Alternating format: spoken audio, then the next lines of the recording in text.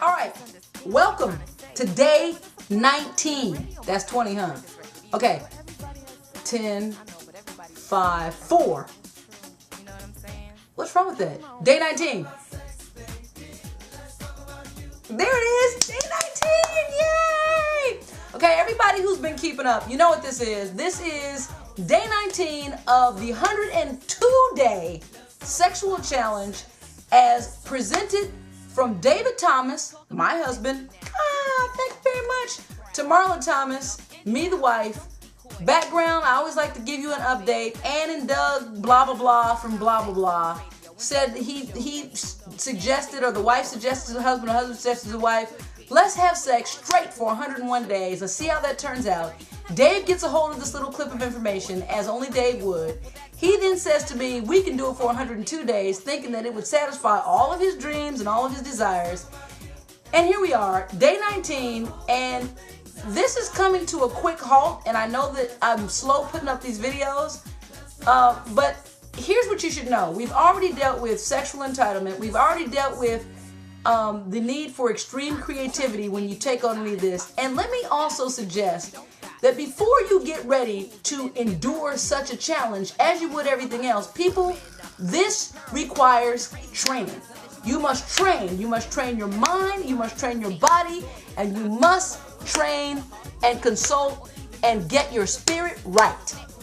And it should only be done, this challenge is a challenge that should only be done within the confines of holy matrimony. This is not meant to be tossed around the street between fornicating youth, okay? This is not meant to be tossed around amongst the sexual, whatever you want to call it, the women of ill repute, man whores. This is not for you.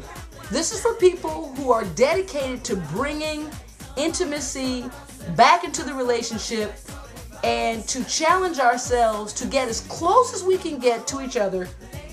I mean close, on a regular basis. So what happens on day 19? I'll tell you what happens on day 19. I told you I'm still not over being sexually entitled, and what that simply means is that I think that because I was, working it out and putting it down for 9 days, 10 days, I was the aggressor, that I have now challenged Dave to step it up.